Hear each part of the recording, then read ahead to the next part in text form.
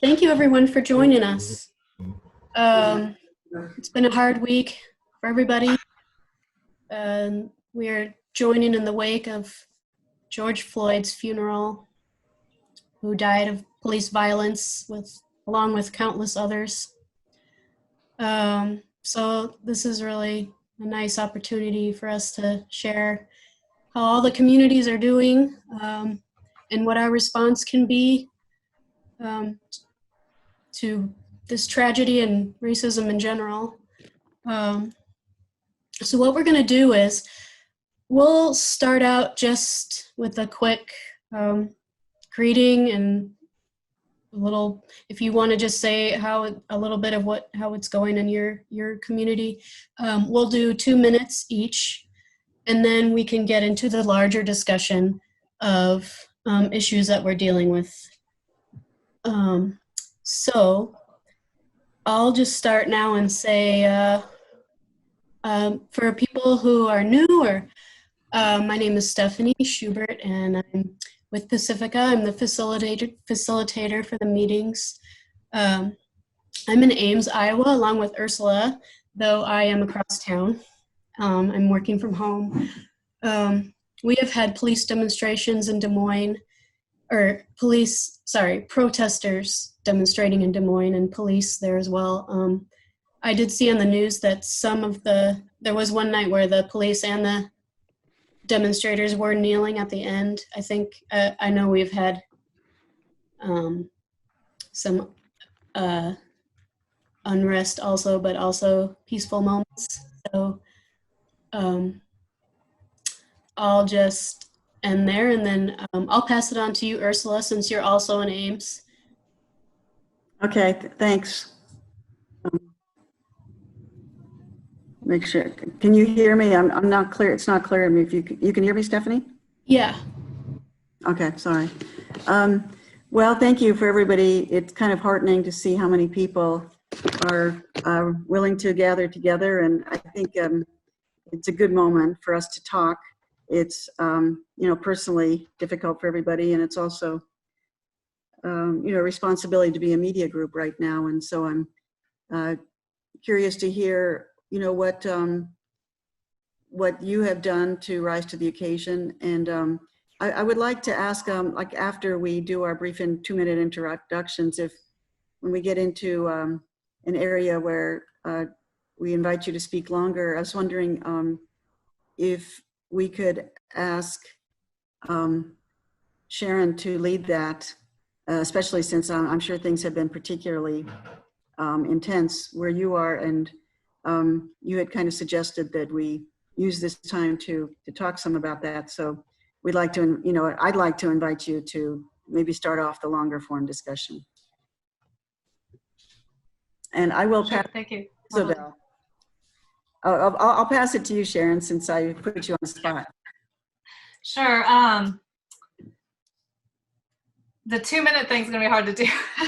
I'll definitely have a lot to say, in longer form. It's kind of, I'll just say that I'm Sharon Scott with WXOX LP in Louisville, Kentucky, and I'm talking to you guys from a different city this week than I was from last week. Everything has changed here in Louisville, and for the better.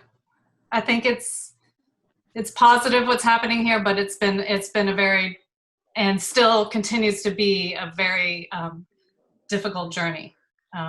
So I guess I'm really curious to hear what's going on in other parts of the United States, and then just definitely in the longer form. I'll just say that it really became quite a country I didn't know I lived in. And I'll pass it on with that. And I just say that, and an outpouring of just recognition of many things that have been going on in our society. I think that this group, I know, in fact, that this is an amazing group of individuals, and that's why so many people, have gathered here today. But there's just a lot of problems with our society, and it runs really deep. And the only way to change those problems is is really to start from scratch. So now we're in Louisville, we're at scratch. Sharon, pass it on to somebody.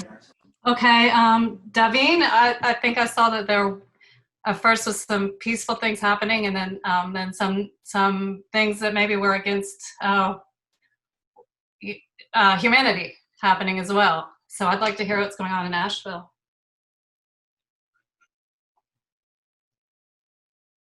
So downtown is all boarded up, and we had basically, it looked like militia, even though martial law hasn't been declared. We had men in, mostly men, some women in full riot gear show up the first night that the mayor called for a curfew. And there was a medical area set up for people to come to for relief from tear gas and any other thing that could have gone wrong. It was basically a first aid station with doctors and EMTs on staff there.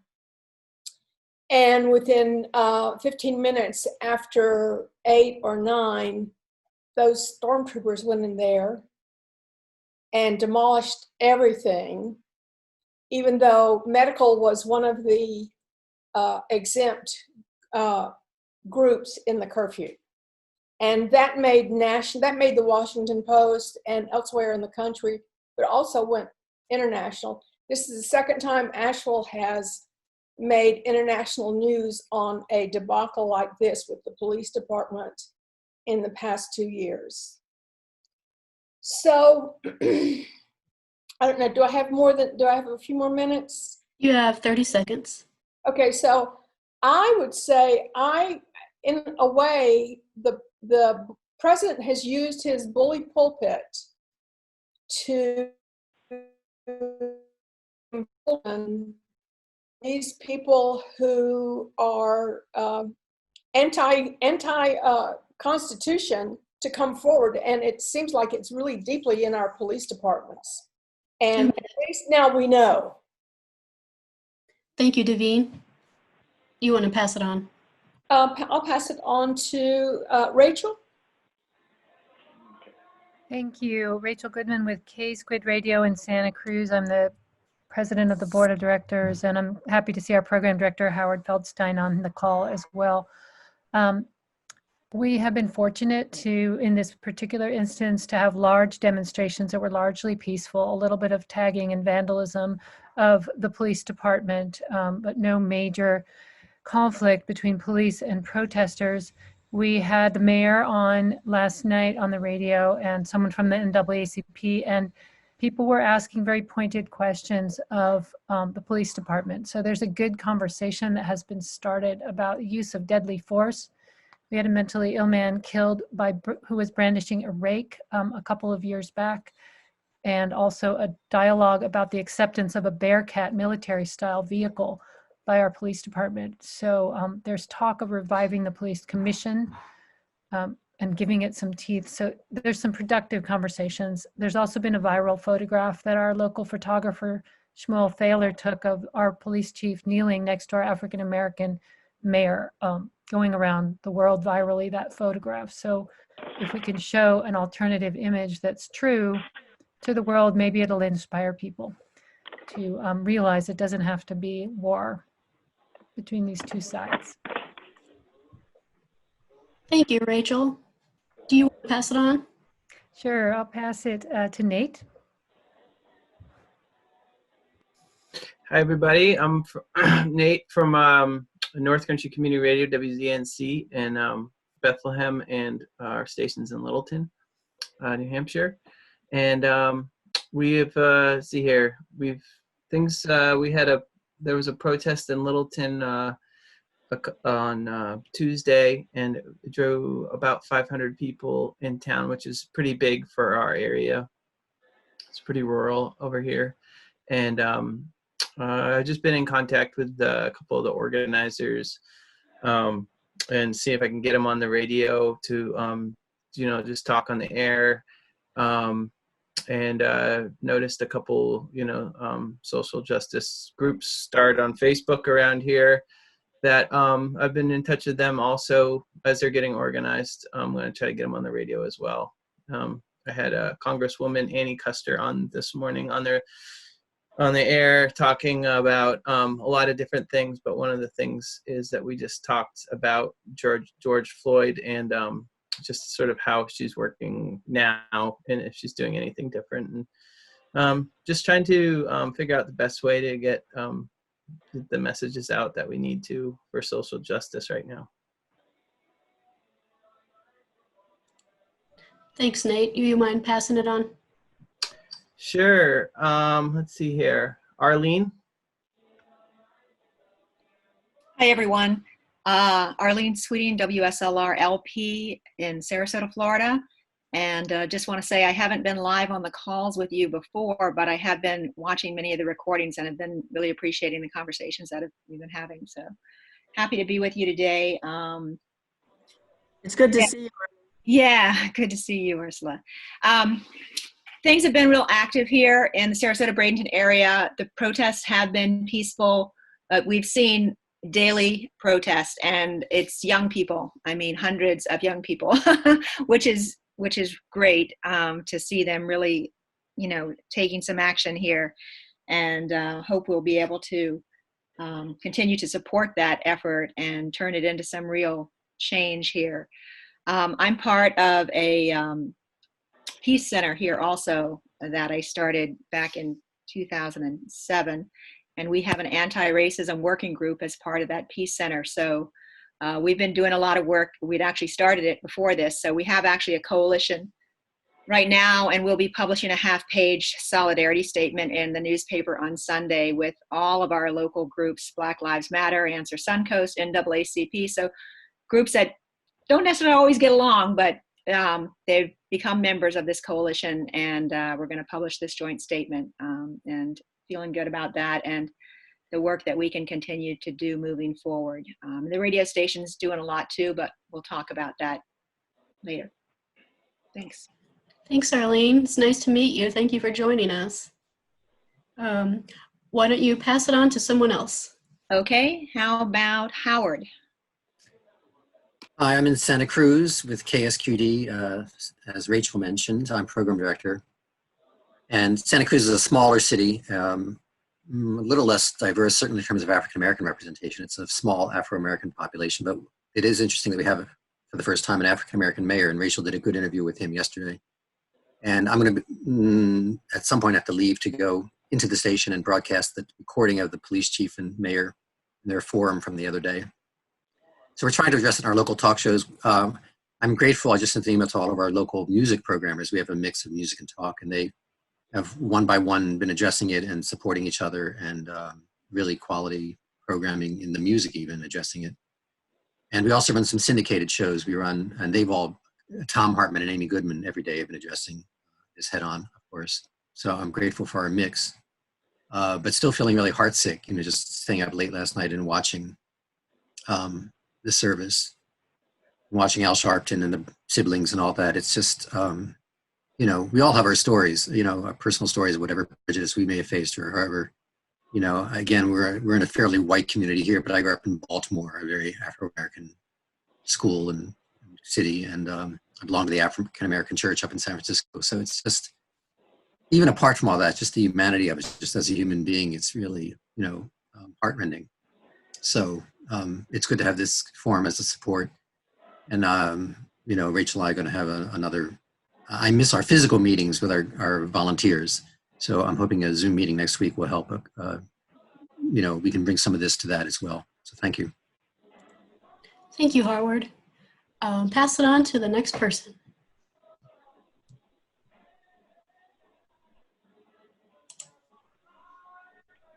Sorry, I muted myself there. How about Joseph Orozco? Well, thank you. I'm picking up on the telephone because my Zoom keeps dropping out. I mean, it's dropped out 7 times so far, and so now I'm also on the line here, as you can see. Okay. I really appreciate these calls.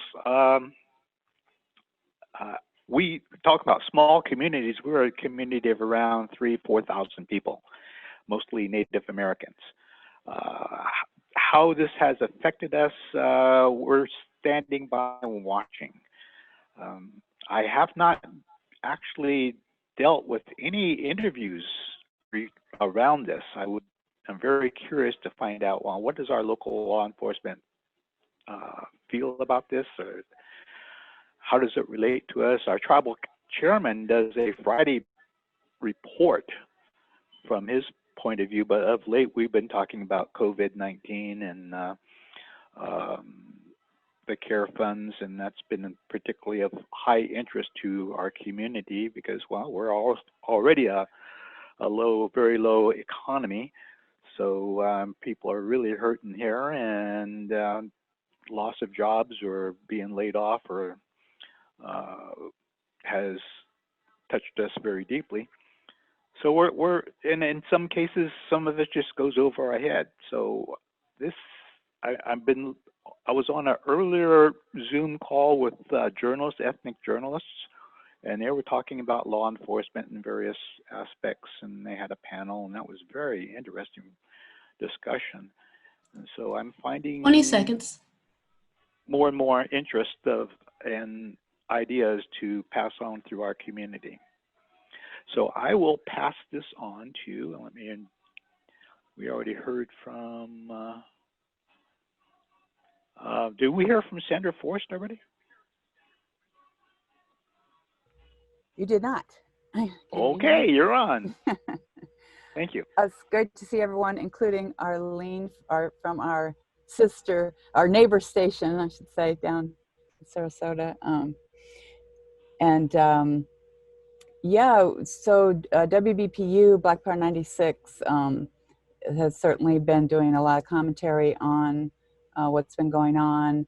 Our interim manager is Akili Anai, who is a local figure, had actually, prior to being manager of the station, had run for council in St. Pete. And she actually led what I believe was probably the major or the largest demonstration down to City Hall in St. Pete, and sort of gave a brilliant presentation and rallied the people there. So the station's quite involved in both commentary and actual active participation in what's been going on. That's all I have to say for now. Thank you, Sandra.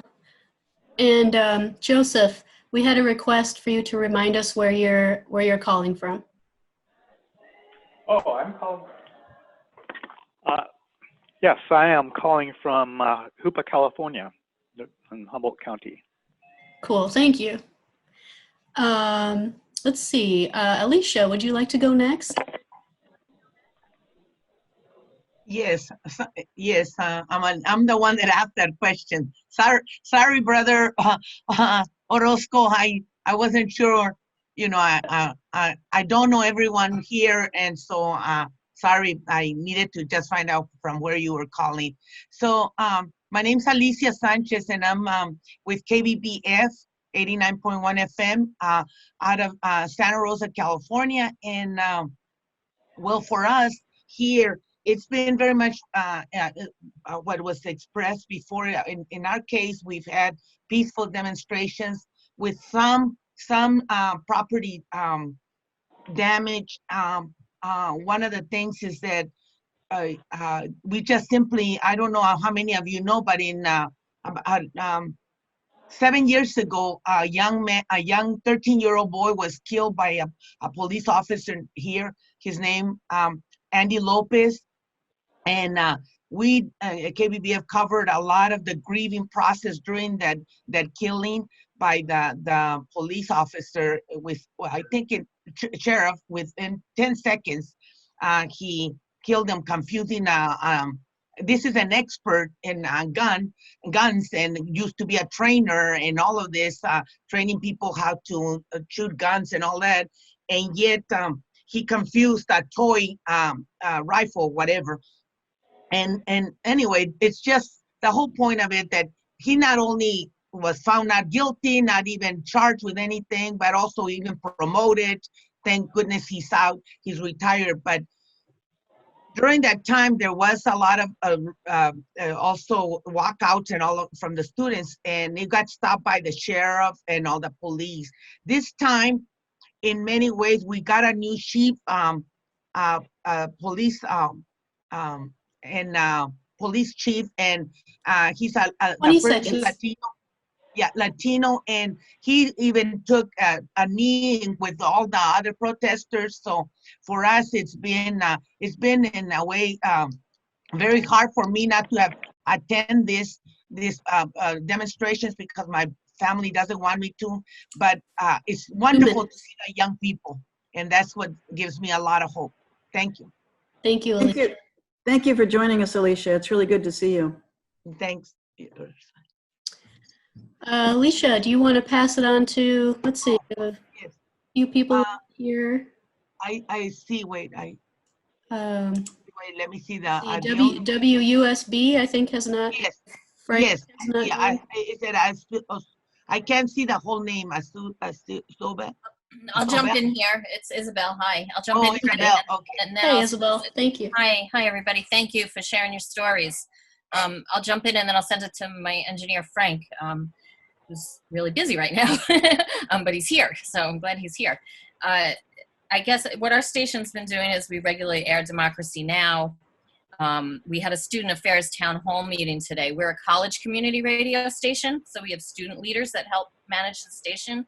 But we had a student affairs town hall meeting where our Black colleagues were given the floor and the platform, and they were able to tell their stories for about 2 hours, and it really was wonderful. And some of our younger Black employees really had us in tears telling their stories. You know, some of the younger professionals that are, you know, like in their 20s and 30s even, are very, very moved and very emotional about what's going on. They've never seen anything like this before. We had moments of silence on the radio on Tuesday, along with some protest music. And there's lots of local protests going on all over Long Island, which is a highly segregated community. There's protests happening everywhere on Long Island. They've been mostly peaceful. My son has been at them all week long, and a lot of my students as well. And kind of unique, I'm getting a lot of information from all over the country from some of our alumni students who work in either public radio or write for newspapers and things like that. So I've been getting a lot of information from them from other states. And of course, New York City has been bad. And you've probably seen some of the news reports about that. So I'm going to turn it over to Frank if he wants to give a few comments about what he's been doing. Are you there, Frank? Do you hear me? Yeah, I can hear you. Okay, I don't hear myself, but I'm actually on a console right now that will be live in about 20 minutes. So it's a crazy time. I'm coming from the engineering side, so I was just going to be a fly on the wall listening to what's going on in the other parts of the country. But it's just from our station standpoint, we have many remote setups. So we're also attempting to air all the local press conferences from county executives to Governor Cuomo. So we're trying to get those on air regularly, and people have really appreciated that, in addition to podcasts from the university. Since we are a teaching hospital university, there's a lot of frontline information in addition to testing. So although I haven't seen anything in the area other than peaceful gatherings, Suffolk County Police have been fairly good. I've been pretty much behind the scenes making sure things get on the air remotely. And hopefully other stations are able to do that too.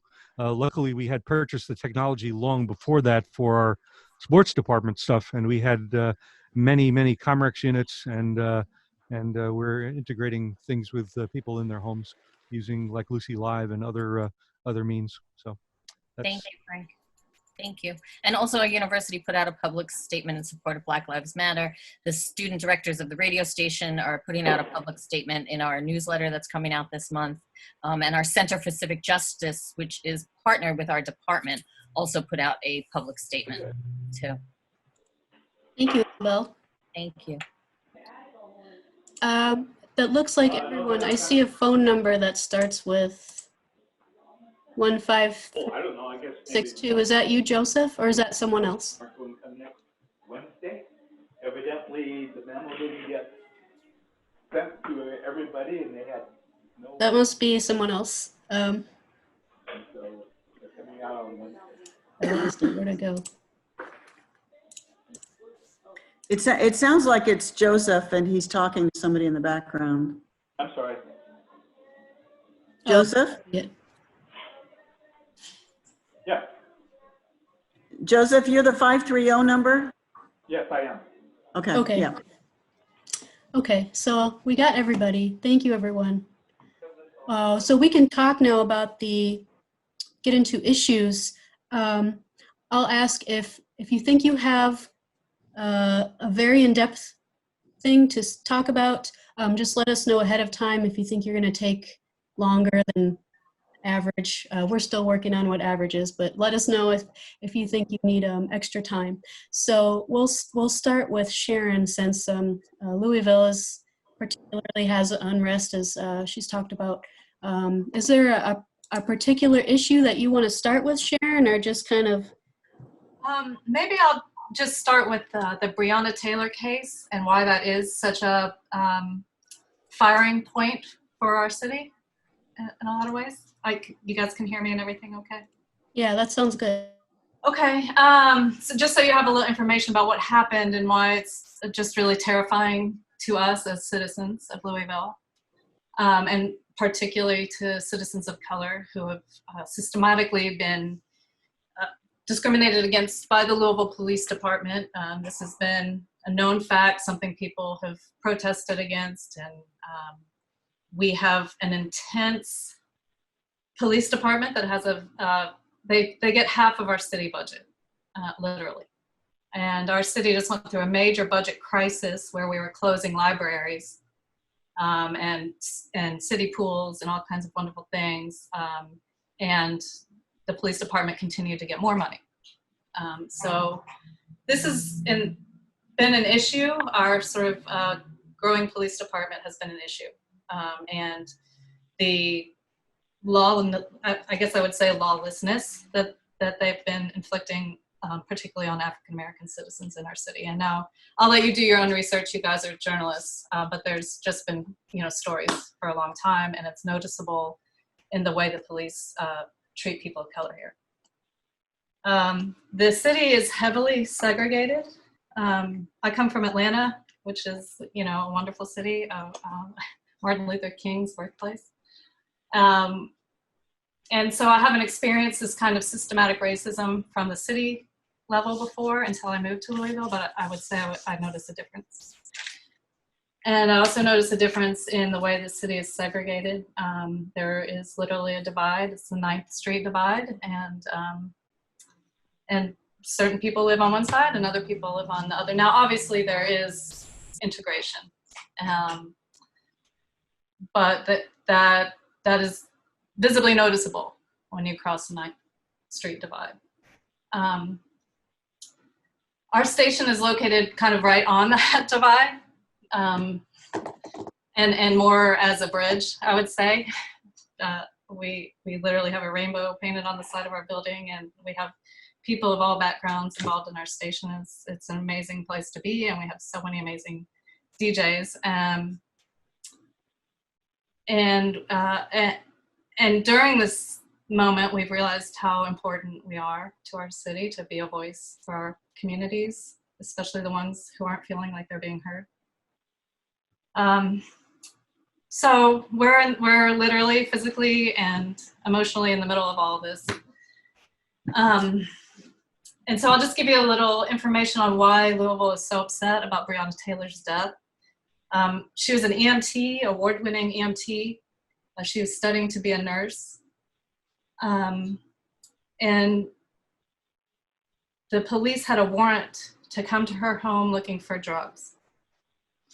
They claimed that she was receiving packages at her home and giving them to another individual. And they were actually, the warrant was looking for that other individual, but it had her address. And the warrant was a no-knock warrant, which is something I didn't really know about before, but I do now. Very scary. I've been through it. I think I have too, but I just didn't know what it's called in New York City. So I think, a lot of us have, this is very poignant issue for African Americans and people of color, but I think a lot of people have experienced the kind of police brutality that we're dealing with right now and seeing so openly in Louisville. So they got a no-knock warrant based on evidence that they had from the postmaster that she was receiving suspicious packages at her home. They got a no-knock warrant, came to her apartment where she and her boyfriend were sleeping. It was a bit after midnight. And she had been working double shifts during, as an EMT and an emergency room medic, or not medic, but technician during the COVID pandemic. So she was sleeping in her home. They came to the door, banged, I guess they banged on the door and bust open the door. People in the apartment complex and say no one ever heard them say anything about police, which with this warrant they were not required to do. They were in plain clothes, 3 white men, and they burst open the door. Breonna Taylor's boyfriend, Kenneth Walker, thought it was a robbery, and he shot one of the police officers in the leg out of self-defense. The police officer responded, and the police officers responded with 22 rounds in the apartment. Breonna Taylor took 8 of them, and there were bullets in both of the adjoining apartments.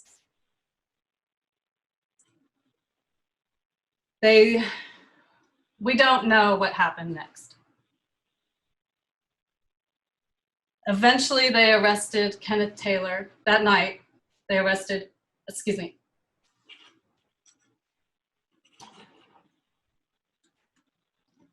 Kenneth Walker, Breonna Taylor's boyfriend. They arrested him on attempted murder of a police officer. And they took him to jail where he sat for 2 weeks. His defense finally got him released from jail, and that day got the 911 call released to the public, and that was last Thursday. And forgive my times if not everything is correct, but this is my recollection. All of this is just my recollection. That Thursday, they released the 911 call as they released him from jail. Kenneth Walker's attorney released the phone call, and then the city promptly released it after they did. And this phone call is one of the most horrifying things you'll ever hear. This man did not know what had happened. He was alone in the apartment with his girlfriend, who had just been shot 8 times by people he didn't know and people he didn't realize were police officers. They left the scene, the police officers, and he is clearly alone talking to the 911 operator in this call. And it's horrifying on the level of George Floyd's death, but maybe not as many people have heard it, so not as many people are responding so viscerally to it as we are here in Louisville.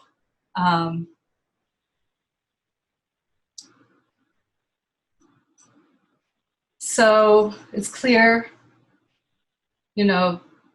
that this was manslaughter by the police officers.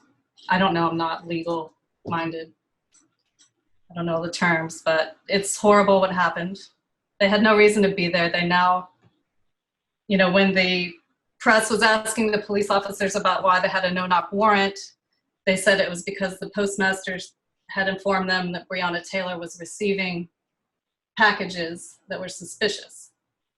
And the postmaster saw the news and called the news and said, I never said that.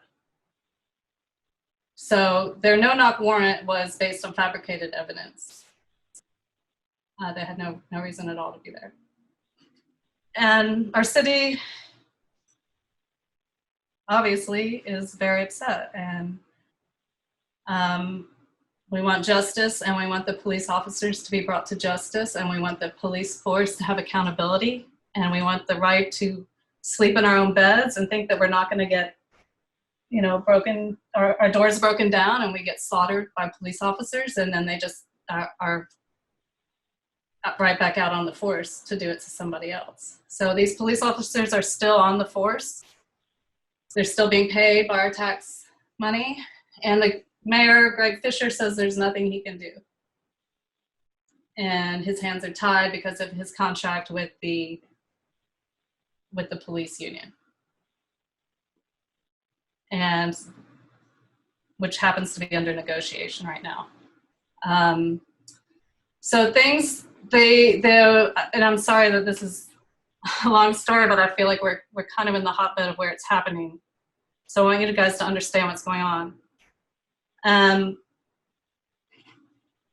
We were all very upset, you know, obviously with this whole thing, and that these officers were not being brought to justice. So there were huge demonstrations in the street that Thursday night. So many people, and it really happened. It was so spontaneous, and it all happened so fast, really, on the release of that 911 call, that there's no real there wasn't any organization or any, like, we all need to meet at the courthouse at this time. It was just people pouring out of their houses and demanding justice on the steps of the courthouse. And for blocks, there were just people in the streets all night. And it was chaos. And it's hard to say where the chaos was coming from. If it was just anger, people being upset, or if it was, and probably some of everything. But there were clearly instigators, and there were clearly people that weren't concerned about justice for Breonna Taylor at these events. I won't even call them demonstration. It was just a massive event, a massive showing of people downtown, and there was a lot going on. And I mean, one beautiful kind of thing that happened is that we had the statue of King Louis XVI downtown, the one, you know, overthrown in the French Revolution. We have a statue to him downtown right on the steps of our courthouse. And it's a giant statue, just such a symbol of Louisville. And at one point during the night, the people in the streets, he stands there with his white hand, literally like marble white hand over the people. And during this event, someone pulled that hand down, that giant hand, and pulled it down off the people's heads. So it was kind of beautiful. And, you know, there was just a lot of emotion, a lot of energy, and a lot of buildings ended up getting a lot of physical damage downtown. They were broken. I mean, all the buildings downtown. I don't know if anyone's lived through a situation like this before, but I haven't.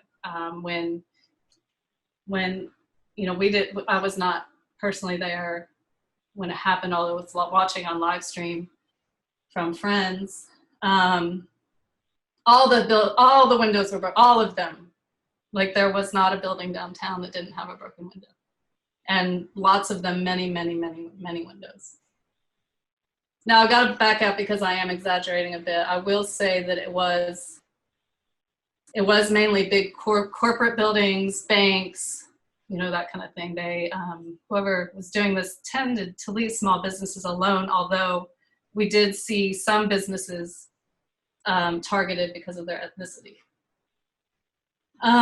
So, okay, I'm sorry that this is going on a long time, but what I want to say about that night and the few nights following that, when it was just a massive outpouring of people, is that I did know a number of people down there. We had DJs down there live streaming, and they were videotaping this violence, this physical violence on the buildings.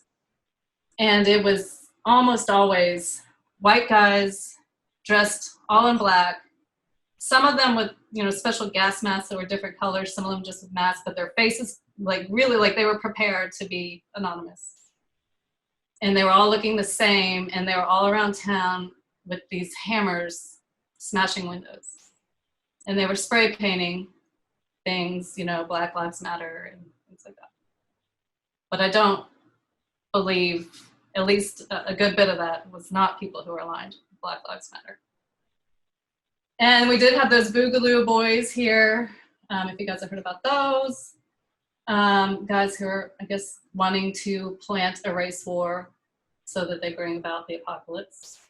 And so the police responded to that physical violence on the building with physical violence on the protesters. And it got very escalated right away. I mean, it was for about 3 or 4 days until 2 nights ago, our city has been a constant war zone with the police bombarding any protesters, peaceful or not, which they all have been peaceful now in recent days, beautifully peaceful. And it truly feels like someone came to our city, like some people came to our city to wreak havoc on our city and make it look like it was the protesters and the Black Lives Matter movement and people wanting justice for Brianna who did this. And my perspective is that that's not true, but the police used it as a way to come back at the protesters with extreme violence. You could see where they spent their budget and they were ultra militarized. I mean, it looked like an invading army, any horror science fiction movie where there's an invading country. That was what was happening in our streets. Lines and lines of police officers with armor and gear and just lobbing tear gas into peaceful crowds, shooting bullets at peaceful individuals, old people, young people, indiscriminately. That's the one time they're being indiscriminate. And marching into people, plowing them over. Just extreme police violence. And we were watching on the live stream the whole time, just horrified, could not believe that your own city would do this to its people. It really seemed like an attack from a foreign entity. You just never would believe it. So many people got hurt. It got to the point where the protesters were they got really schooled very quickly on what to do with tear gas and what to do when you get hit by a rubber bullet and what to do with the pepper bullets. We watched as a live reporter got shot by police officers with pepper bullets. I mean, point blank. I don't know if you guys saw that. That was Wave 3 News. A young reporter out on the street got shot on live TV, point blank, by our police officers.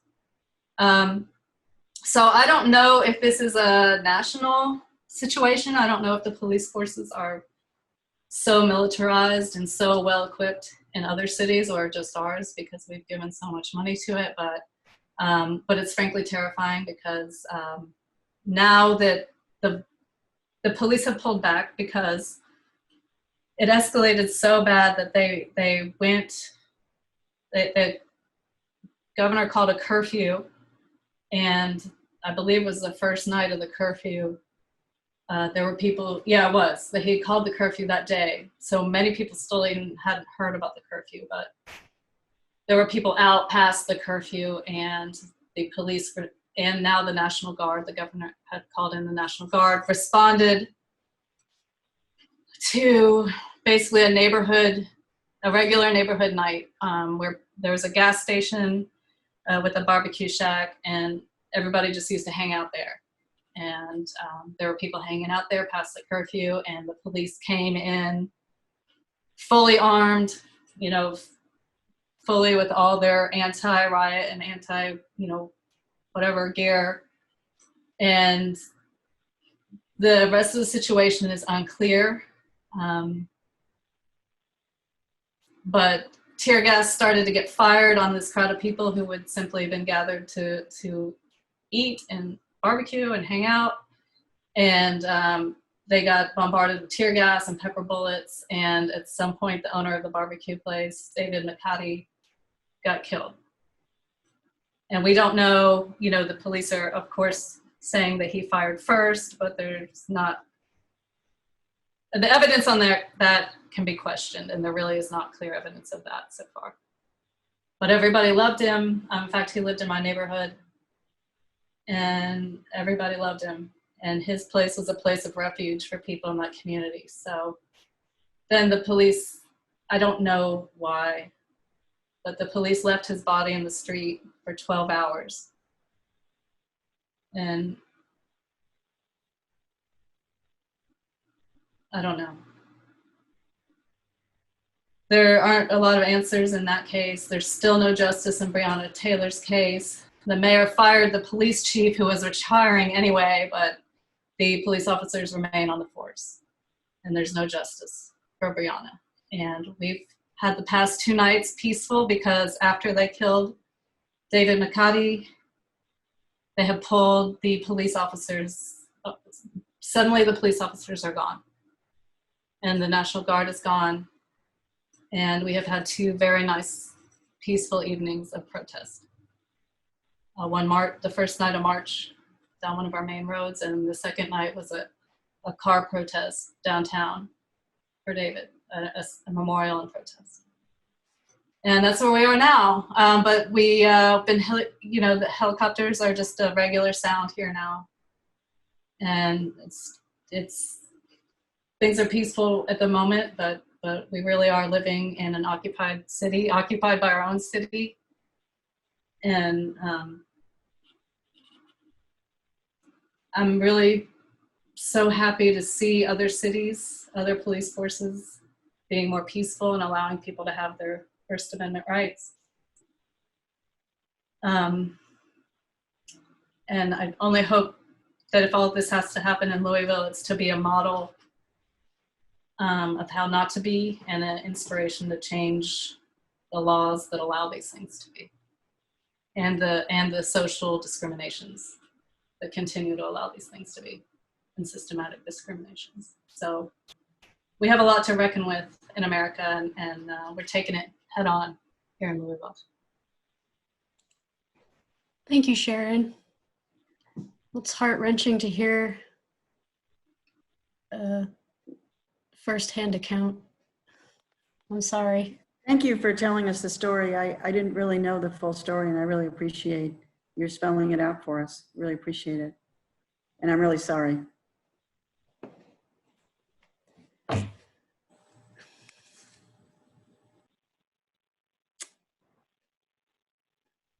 Does anyone have an immediate response?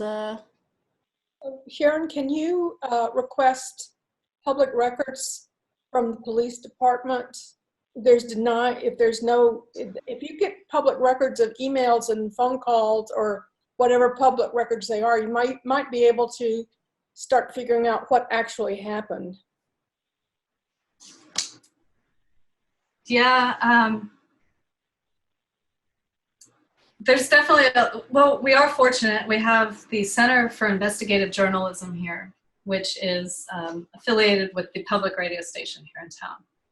And they are really good at that stuff. And they've been on it, and they're really trying to get the details of this case out to the public. We're a music station, and we're art radio. We're called Art FM. We're art and music. Although our DJs have always taken their roles, very seriously. And when something happens, they respond to it. So for us, it's been really interesting just to see or hear how our DJs are dealing with this, expressing this, doing their part to help whatever is going on. And the radio has been extremely powerful. Regularly throughout the past week, every day I've heard a DJ crying on air. And certainly every day I've been crying while they're on air. And it's very powerful. Music, of course, is incredibly powerful. We've also been, digging back in history and trying to find speeches encouraging peaceful revolution and trying to do our best to calm down a very tense situation while addressing and helping reform the things that are wrong. So every single one of our shows, every single one of them for the past week has been dealing with this situation in whatever way they can. Some people are having interviews with important folks through Zoom. We're all remote, for those of you guys who don't know, because of the pandemic. And we have one reporter who was very involved with the protests. He was I mean, literally, this was, you couldn't believe it was America. The weapons going back and forth between, well, mainly obviously coming from the police officers, but then protesters firing, you know, fireworks and things like that. But we had a DJ who was down there on the front lines, and he was recording people and recording the sounds down there. And then he also gave us, and has been giving us, he'll be back on again on Monday, with frontline reports, just firsthand reports about what's going on. And then we've been doing certain PSAs regarding safety in numbers, especially regarding the pandemic, providing information for some of the groups that are social advocates in our area and people who are really working on this cause, where to drop off food, because that part of the city across the 9th Street Divide has now been really shut down. There's limited bus service over there, and their main grocery store has been shut. So we've been trying to help people coordinate, you know, how to get food and supplies over that to that area, simply through PSAs. So we haven't really been taking the news investigative journalist approach. We just don't really have a news person on staff. We do run Democracy Now!, which has been great. But so we've been getting, you know, a more visceral kind of just response to what's going on versus the hardcore journalism, which the other station really is doing a good job with. We have a comment from Rachel too. Do you know if Pacifica is planning to have any sort of nationally available broadcast for member stations where we can have a system-wide conversation about this moment? It's a good question. I can respond to that. Pacifica was literally in the process of developing national programming in response to the COVID-19 pandemic, in relation to Juneteenth. So they were, you know, it started with the pandemic, and they were extending it to labor and social justice issues. They did not see this coming, and they want affiliate involvement in this. I was not able to go to their last planning meeting yesterday, but I have been giving marching orders from them to what they would like. What they're going to do is they're going to start on Monday, this coming Monday. I think, I have to look at a calendar. What is today, the 5th? They were going to start on the 15th. And do a daily 1-hour broadcast about the state of things in America. It had started out with the pandemic, but I'm pretty sure they are going to be broadening it out now because the story has gotten so much bigger. And what they would like to do is to have a 4-minute update from some station in the network. They don't want, you know, everybody understands that everybody is really overworked and burdened right now, so they don't want to put a lot of work on anybody, but they have asked that if we could get a schedule of a 4-minute update from an affiliate each day. And they're going to start on the 15th, and they'll go 1 hour a day for, I think, a month, and then see what happens. And so I would, you know, there's a number of you here on the call. Sharon, I understand that your station's not a news station, although you may want to, somebody at WXOX may want to make a report just because it's so important what's happening in Louisville. But there's a number of you on the call who, you know, I have great respect for the work you do. And I would, you know, I would love to sign you up for one or more of those 4-minute segments. They really do want to get voices from people all around the network. They don't want just voices from the Pacifica stations who are, you know, on the coast and down in Texas. They're looking for more. So I've been sending out emails. Some of you may have gotten them already. Some of you may not have. I would love it if some of you would volunteer. It's a 4-minute update about what's happening in your area. And it'll start the 15th. So that's what I can say Pacifica has been working on. They have been struggling mightily to rise to the occasion. It is difficult right now to express the financial difficulty the Pacific is having right now for a number of reasons I don't even want to bore you with. They are, you know, well, I shouldn't say they, I should say we are struggling in an incredible, but they really, really are determined to begin having some sort of national conversation. You know, the question asked here, it does kind of also suggest that maybe at some point there should be a national call-in part of that. The trouble with that is that that has to be live, and it's almost impossible these days to have, you know, a live national program because everybody just has such complex schedules and they're not accustomed to all showing up at the same time anymore. So far, they've the compromise they came up with was to provide the show in audio port once a day and invite people from affiliates to send in these 4-minute reports. So is there, you know, like, would some of you be willing and interested to take one day? Does it need to be every weekday, or can it be like 2 times a week? It can be just one time. Okay. Yeah. You know, it's really, they're just, they haven't really specified. It can be for one time if you want. Okay. Yeah. Excuse me for 1 minute, please. Oh, went away. So, you know, there's some of you folks who I know, you know, have good news departments, WUSB, WSLR, I know KBBF. I mean, I know you guys can do it. You know, it'd be great to hear from Nashville. I mean, can any of you imagine taking on a 4-minute segment sometime during the next month? Yes. Yes?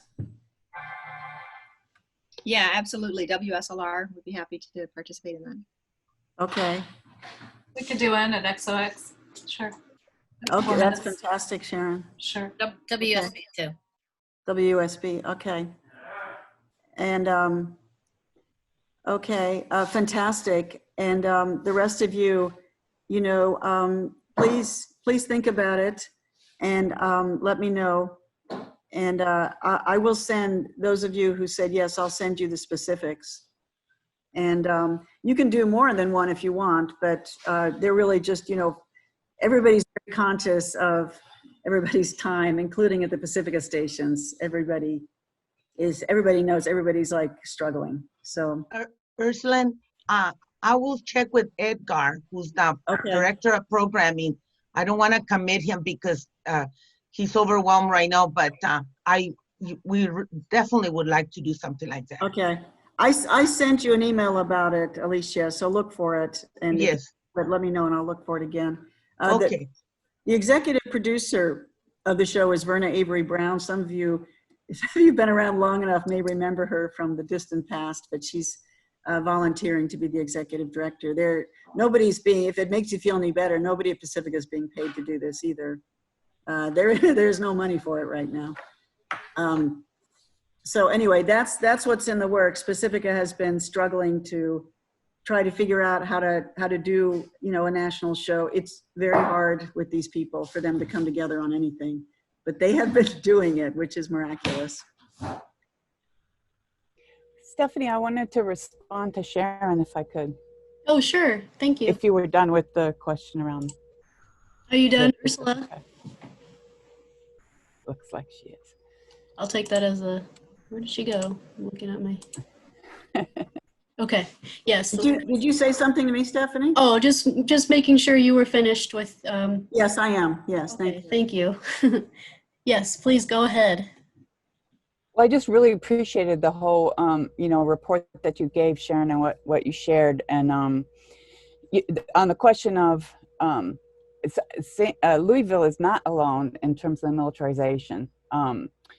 And virtually the reports that we're getting, both from direct contact with people on the ground, as well as just what I'm seeing on the news, pretty much every city where there's a major Black community, there is heavy police occupation. And some cities, you know, even maybe Seattle a little bit, where there's not so much of a major African community, you're seeing that militarization. But every city where there's a Black community, it's heavy militarization. And that really started back in the Civil Rights and Black Power movement, that the federal government started providing military, serious military gear in the form of tanks, just everything, to the local police departments. And, we've seen that come out now. And, our station, WBPU, also known as Black Power 96, is licensed to, the license holder is the African People's Education and Defense Fund, whose mission is to defend the civil and human rights of the Black community and to address the grave disparities faced by African people. And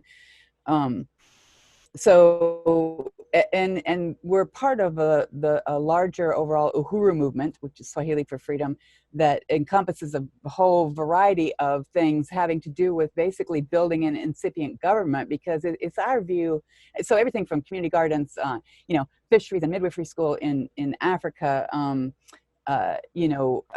economic institutions like clothing and furniture stores, and basically with the view that that this parasitic capitalist system cannot allow for full rights and respect to Black lives, because it's dependent on the exploitation of African and other colonized, Mexican and indigenous people, is the foundation of the wealth of this country. And so, our approach has been,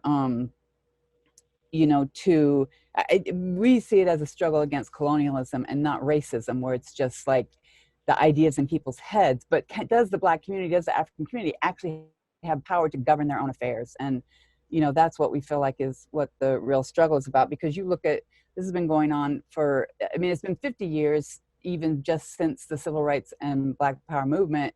We saw on the news water hoses and dogs being put on people who were just trying to vote. And so, I thought it was interesting what you had said, Sharon, about seeing a country that you didn't know you lived in. And I think also it was Divine, I think, said something about, now I know things that I didn't know. And I do think that we, those of us in the white community, myself included, there's two different worlds in this country. So we live in one world, and African, Mexican, indigenous people live in a whole different world.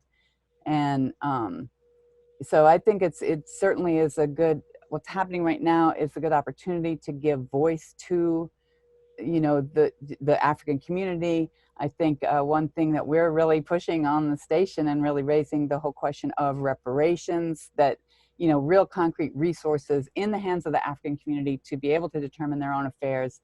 That's something that we can do from the white community. Give back the stolen stuff so people don't have to break in and take it from Target, because we organized, to voluntarily give back the stolen resources. And, that's the approach that we're taking. But I really did appreciate your presentation to the meeting. Thank you for that. I think, I think that's really what I would like to bring to everybody's attention is the fact that we are having a real awakening here in Louisville. I'm fortunate to come from a good family where I didn't see this sort of thing.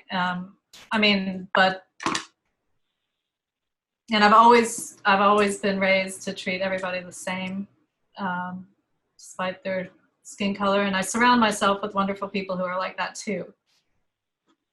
But in that, I think that I haven't realized, I just haven't realized the pain and suffering that people of color experience in this world every single day. Just to always remember, or at least try to understand what they're going through and the real discrimination that is happening in the world, whether or not you're seeing it or exhibiting it, you're living in, or living it or feeling it or anything, you're living in a world that is built on racism. And so many of the systems that we have in our country are built on racism. So many of the statues that we have around the country celebrate racism. And it's a beautiful thing to see people recognize that and say they've had enough of it, and we're going to try something new. So it is a real awakening about that and systematic racism that exists everywhere. And it's also it's sort of two things happening: that systematic racism and police brutality, which so many of us have experienced. I've had my home invaded. I didn't get killed, thank God, probably because of my skin color. I've been treated violently by police. My mother has. I think we all have stories. So police brutality is an issue that we all deal with, but not as much or not as a real threat, an everyday threat walking down the street that people of color feel. So just to me, my awakening is evolving, but just my heart hurts right now because I think I'm having a deeper realization of the systematic violence and racism that people, my neighbors, my friends, my DJs have experienced and continue to experience. And I'm hopeful that it will change and we will all find new and better ways to live and conduct ourselves. But right now it's just really painful. And I don't wish the violence that we're having in the city on anyone or any city. And I hope that the police in your city are able to just allow this change to happen naturally when people come to their own awakenings about it. But these systems are afraid of that. And they're afraid of people realizing how they're built on racism and racist ideas. And they don't want the people to have this realization, and they don't want these systems to change. So we're facing a real clash here. And I do think that we are seeing a total militarization of the entire country. And that's terrifying. So you're not as free as you think you are. Even white people, unless you're a cop. Thank you, Sharon. We have a comment from Joseph. He's referencing Dr. Jody Armour. He said, the Zoom I attended earlier was paneled with Dr. Jody Armour of USC Gould's School of Law, who advocated police budgets to be cut in half and used for education, racial justice, homelessness, and other healing reasons. His latest book, N*GGA Theory, Race, Language, Inequality, and the Law, 2020. And I don't know if you had anything to add with that, Joseph, or you just wanted people to know about that. It was a really good call, and I really appreciate the stories that were told here. And I think a lot of the militarization of the law enforcement happened after 9/11. They just like released a bunch of surplus weaponry to U.S. cities across the country. I remember seeing a photo of a armored vehicle released to Eureka, of all places. But we got one. Would you be able to talk a little bit louder, Joseph? Oh, I'm sorry. Better, yeah, that works. Okay. After 9/11, the military released a lot of weaponry, surplus weaponry at that, to U.S. cities. And Eureka got a military vehicle, that armored one, that had guns and all that. And I thought, wow, of all places, Eureka gets such a vehicle. So it's all been set up. Yeah.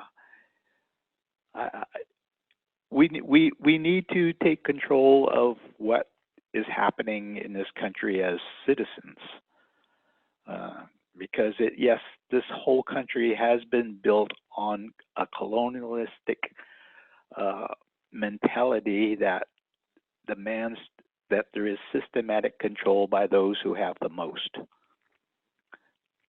So what's the solution? There's more of us than there is of them, for one. So yeah, thank you for all your input. I really appreciate hearing your stories and your suggestions. And I hope you stay well. Thank you. Thank you, Joseph. Thank you for that. couple more comments I want to get to. There's a lot of comments today. I'm going to couple these together because they're about the media, which is very pertinent to us, obviously. From Isabel and then Rachel, it just terrifies me that the police are attacking media all over the country. It is just so messed up. They don't want documentation. Is this still America? And Rachel says, have station people been broadcasting live from these actions in the street? If so, what is their technical setup? We have not been broadcasting live from the protests themselves. We're all remote now. Our DJs are all broadcasting at their homes. But many of them have been going to the protests, and then they would literally come home, you know, that night and do their radio show and talk about what was going on, play music relevant to the situation. And I should say we did have one DJ, her home got surrounded while she was on air. She was broadcasting on her back porch, and you could literally hear during her talk break, you know, the helicopters overhead, the flashbangs they were throwing at the crowds. And it was really intense. She's a drum and bass, you know, music DJ. And I would send her a text, you know, you're a war reporter now. She earned her wings. The war was literally happening around her, and you could hear it on air. So we did have the war zone come to us, but we haven't had a DJ actually go down there and live broadcast on the field, but that would be amazing. And we if depending on how things continue here, there's plenty of people live streaming from down there, so it might be an idea to just pick somebody's live stream and put that on there. That's what we did. We picked out a live stream of the local press, but then one individual who took it upon himself to be like a citizen journalist has done significantly good coverage and narrative. And we picked up his stream and just, so I could go in remotely to the broadcast computer and shut off the automation and just play his stream. He had over 100,000 listeners on his stream. So I find that encouraging that so many people were tuning in on just a Asheville live stream. Yeah, so we haven't been doing live coverage, but we have a part-time news person at WSLR. So she has been going down and you know, interviewing people at the protests, and I've been going down and actually doing some video coverage that we've been putting up on our social media and stuff like that. We had ramped up our news coverage with the COVID-19 pandemic. So we're producing headline news 4 times a day that we're actually broadcasting now with the help of a student intern and a volunteer. And then we do a half-hour local news broadcast. For this Saturday, we're done an African-American takeover of the radio station for this Saturday, involving all of our African-American programmers and also just members of the community. We put it out to them and say, we want to hear your voices. And so we have from 7 a.m. to 11 p.m. tomorrow is just a whole day that we've turned over to the African-American community to do with it what they will. And they've got some great stuff. So I'm really excited to hear that. We had also applied to our local community foundations. They had COVID emergency funding, and we actually applied for another part-time news position, and we just got word that it was funded. So I think it's a good time for you all to try to do that. If you don't have news coverage, or if you have limited news coverage and you are looking to expand, it might be a good time to ask the community foundations to see if they'll fund something like that. I think people are realizing how important local media is and how hurt we are for local media with these newspaper mergers and, you know, downsizing of staffs and stuff. So I think it's not a bad time to do that.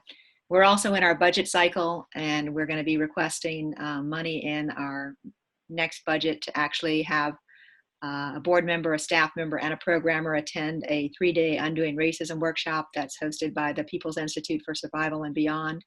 It's a workshop that the group I'm involved with here, the Anti-Racism Working Group, has been putting on once a year in our community. And we want to make sure that our people are in it. And try to also look into some anti-racism training that all of our programmers would go through. But and signing on, as I mentioned, we've signed on to that statement that's going to be published in the paper on Sunday. So, and we have two programmers that have actually, we've got a call-in line set up, and they're encouraging people to call in and record their stories or express their thoughts, and they're going to put that all together into a show that they're doing as well. And like a number of people have said, our music programmers have been really doing fantastic shows during this time as well. So. Thank you, guys. Thank you. Those are helpful insights. I see that Sandra also added, I think it was yesterday's Hard Knock Radio. Yesterday had a lot of clips from an Oakland or San Francisco rally. Although they weren't live, I have another call at bottom of the hour. Oh, sorry, this is different now. We will watch Pacifica. Okay, yeah, okay, anyway, she mentioned that. Hard Knocks Radio is a great show. We've been airing that. They were in Minnesota the first week, and then they're based out of Oakland, and they're back in Oakland last week. So they've been going to all the rallies, getting some great footage and speeches. I highly recommend it. It's on Pacifica, Hard Knocks Radio. Yeah.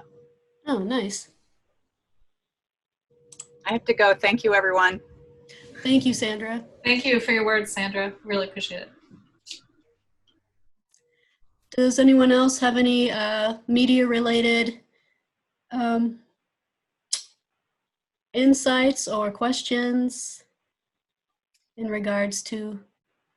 We're not really doing any remote live broadcasting, but like as Frank said, we're getting the governmental announcements on. People are doing commentary on their own shows from things that people are sending to us, you know, mostly like news clips and stories from other areas around the country. A lot of our students are sending things, and some of our students have requested, we have a student support fund that we created.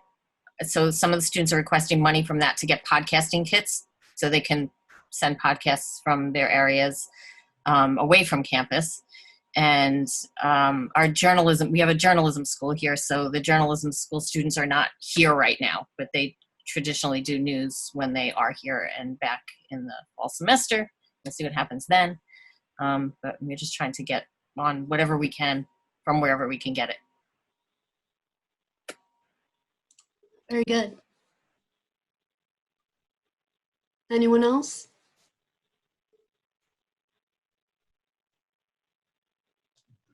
What I think, you know, since we're media outlets, we're talking about being in the field. Here in Louisville is very dangerous.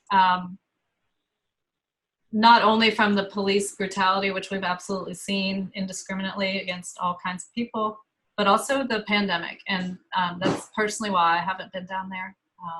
We're fortunate in our position that we have this way of radio being active and powerful. So I've been here at Mission Control, but I've been very worried about my people out on the street, honestly. I'm worried about our friends and neighbors that are out there fighting for the right thing, and the fact that there's this pandemic going around. And then here in Louisville, with them firing the tear gas on the crowds, what we've learned is that the tear gas fills your mask. It basically makes your mask a gas mask. So you have to, if the tear gas has come to the crowd, you have to take off your mask. And many people weren't prepared for that, to bring an extra mask or whatever. And of course it makes you cough. It makes your mucous membranes act crazy. It makes you, so you can't see, they were telling stories that, you don't know if you're running into anyone or throwing up on someone, because it makes you throw up also, because you can't see anything, and just everybody's bumping into each other, like throwing up and having all these problems and stuff. And to me, it's terrifying and it's scary, and I'm really afraid,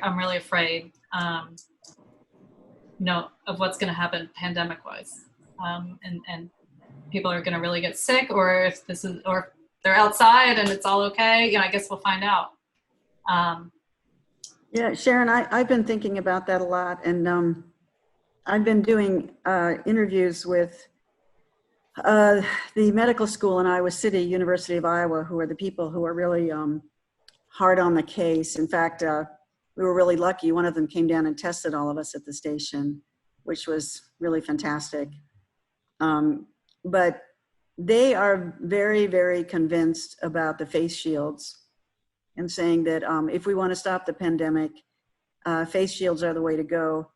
And so I'm really looking at getting face shields for everybody here at the station.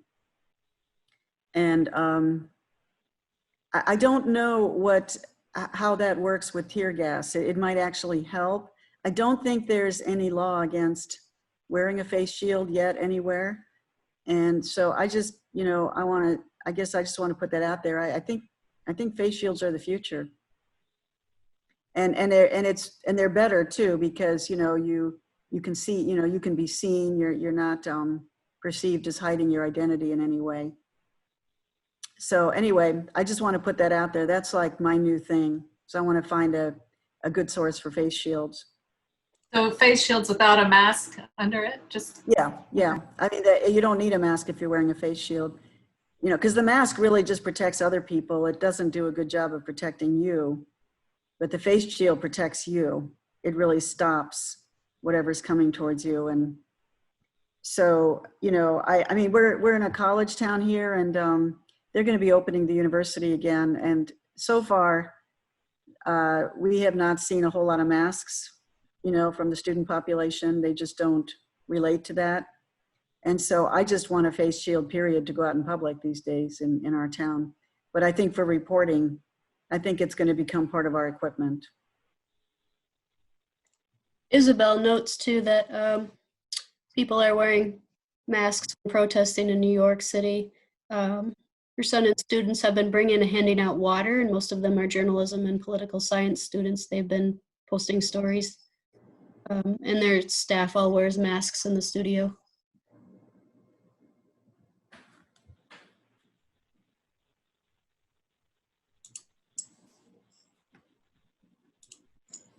I've seen a lot of social media about people in the streets who learn how to take out the gas because they learned from people in Hong Kong who showed them how to do it online. I don't know, that's not really related to media, but I thought it was interesting. Unfortunately, it is.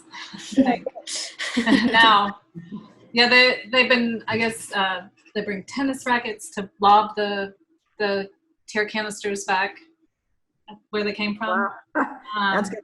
That's going to become illegal soon. Yeah, I think they're already like beating people up and taking them to jail for bringing a tennis racket downtown now. Also leaf blowers. So that blows the gas back where it came from. We had a similar situation as to Asheville, but it wasn't a medical tent, but it was the water and the supplies for the protesters. And because they had a leaf blower there, the police said that the protesters were planning to put bleach inside the leaf blowers and aim it at them. We all doubt the credibility of that. So they used that as an excuse to destroy all the water bottles that they had there, and they had milk, for the tear gas, and they dumped all that on the ground. Actually, they stole the water bottles and they broke them. They stabbed all the water bottles. They said that people were filling them with urine and other things and throwing them at the police, and that's why they destroyed the water bottles. But all of the other medical equipment, the gauze and the first aid saline solution, things that neutralize tear gas, they sprayed pepper spray on all of that. Oh. Because they're threatened in their minds. I have two things I want to say. One is I just really want to thank you, Sharon, for sharing your story. It was a very, very painful story to hear, and I'm sure even more painful to tell. It's just incredible, but it's really important to hear firsthand. These type of stories, you really have to hear firsthand to understand them. And so I really appreciate you doing that. I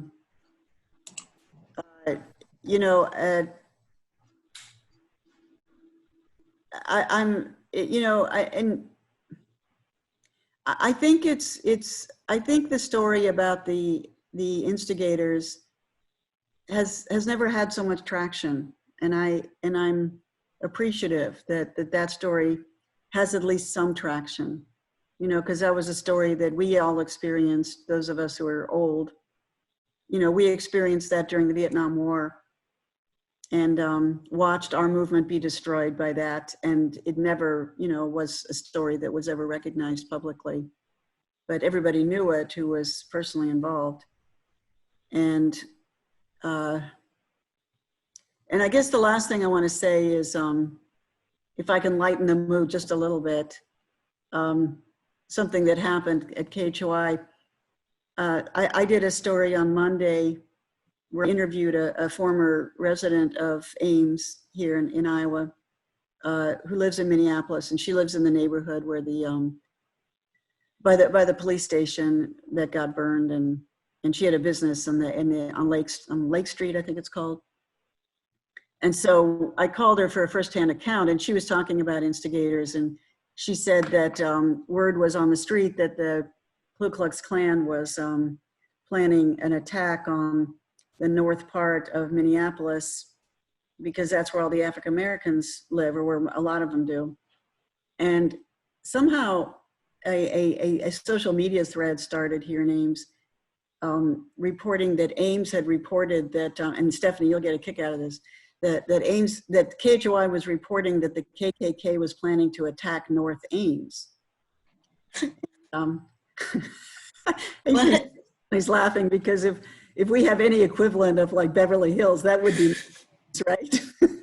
Like it's such a fantastic, you know, North Ames is a Black neighborhood because that's where all the really big, you know, trophy houses are with fountains and God knows what.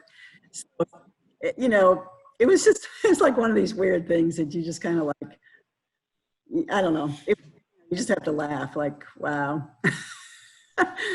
I mean, we didn't respond because it wasn't really worth responding, but it was just such a strange story to come out of all this. But I guess it does kind of show that people are really on edge because they heard a report from Minneapolis, and I guess some people thought we were talking about Ames, you know. However, it is true, and I don't know if you know this, Stephanie, that our Walmart is closed because it got threats from white supremacists. Oh, I did hear that there was like maybe some vandalism or something, but I never got like confirmation of that. But that yeah, they were threatening. It was threats. They were threatening to go into Walmart because people of color were shopping there, and to, I don't know, do what? Wreak havoc. So Walmart's closed. Oh. Can't shop at Walmart now. But I guess anyway, the best problem to have. Yeah, but it's, you know, it's a sobering reminder that in this kind of squarely liberal town where everybody is kind of enjoying, you know, kneeling with the police and all that, that it's not that simple here either. And you know, the other thing that's really shocked me, and again, this is certainly not on the level of what you're dealing with, Sharon, but there's this kind of rash of more videos copying that woman in Central Park. What was her name? The one with the dog? More people are doing it. Yeah, he asked her to put her dog on the leash, that one? Yeah, the false report. And more people are doing that instead of backing away from that. And it's just, you know, just makes me realize the story continues, you know, a lot of dimensions. Ugh. Thank you for saying that about the instigators, Ursula, because I feel like this is a really big story. And since we have some radio people here, somebody's going to need to find out who these people are. They weren't from our community, and it feels like a virus. It feels like a sickness came through our city and created havoc and violence and anarchy, and now it's moved on. And I worry that it's somewhere else now. It probably is. And we'll be hearing about it on the news now. But these, you know, we have a heavily segregated city, and there is racial tension, but there's also, you know, honestly, the racial, I don't know. I just don't think it was the people of Louisville. I think that they love each other more than that. And we love our city more than that. And even though we're seeing that we need major change with our police department and the way, you know, the government is treating people, I really don't believe that came from us. So be warned. That's definitely what our friend in Minneapolis was saying too. She was saying the night people are different. And I have to say, in watching just videos on YouTube, I'm seeing skinny young white kids doing this. I am seeing it. It's, I do see it. I mean, I see other things too, but I do definitely see that. I swear I saw on the news that 80% of the people arrested in Minneapolis were from out of town. Is that real? I saw some things like that in the news. Yeah. I would want to add here that yesterday the Louisville Metro Police released a video of the destruction as it happened downtown the first couple of nights. And I watched this live time from a few friends that I knew were down there, DJs. And again, like I said, every single bit of violence I saw on the buildings was these white guys dressed in black. Of course, the Louisville Metro Police released a video yesterday, a 4-minute long video showing the violence downtown, and there is not a single white person committing violence against the buildings in that video. So there's also a different story being told by the authorities about what happened to our city. So it just adds to the confusion and, huge mess we have here. And it's just unbelievable. Well, I see we're moving towards 5 o'clock, and I know everyone's busy. I just want to say that this meeting has been amazing. Thank you, Sharon, for being so eloquent, and everyone for being so eloquent. I feel like this won't not only be helpful for other affiliates, but just as a record of history. It's important. Yeah. So thank you, everyone. Thank you so much for letting me talk. I didn't mean to take up the whole conversation. I really want you guys to know what's happening here, because it's starting to happen across the country. The good stuff and the bad stuff. So thank you. And I'll look forward to, hopefully, next time we won't have to talk so much about what's going on here in Louisville, but concrete steps we can all make to change these things in our world. We are very powerful. Our stations are so powerful. And right now, that is kind of the shining light of all of this, is that we have this frequency and we have this voice, and we're able to share what's going on, really firsthand accounts from the people who are living it, and also to be able to give our community just the music to get them through. The music has been very healing. So you all are very powerful, whether you're a news station or a music station. Radio is very powerful, and we can reach a lot of people with our voices. So just don't forget that as we move further into this new national emergency. Thank you, Sharon. Thank you, Sharon. And if anyone, sorry. While I have your attention, I'd like to take advantage of it for a very mundane appeal. If you have not paid an affiliation fee, have a due, we would really appreciate if you could pay it at this moment. We cannot make payroll next week. That is where we're at. So people are not sending their fees, and we understand. We understand everybody's having a problem, but if you can and are due to pay a fee, we would love it if you would, because I can't pay my staff next week. Ursula, our paperwork is in bookkeeping, so I'll call them on Monday and tell them to check. That would be huge. It's in there on someone's desk, so I'll tell them to get it out. Okay. Thank you so much. Appreciate it. And if anyone has an idea that they want to talk about in regards to this whole climate and racism and media, let me know, so we can make sure we have a focus for the meeting. And this feels like it's going to be like the COVID support. Now we have this support, so I'm thinking it'll be ongoing.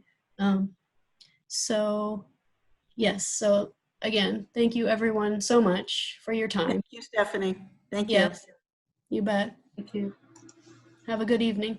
Take care. Bye-bye.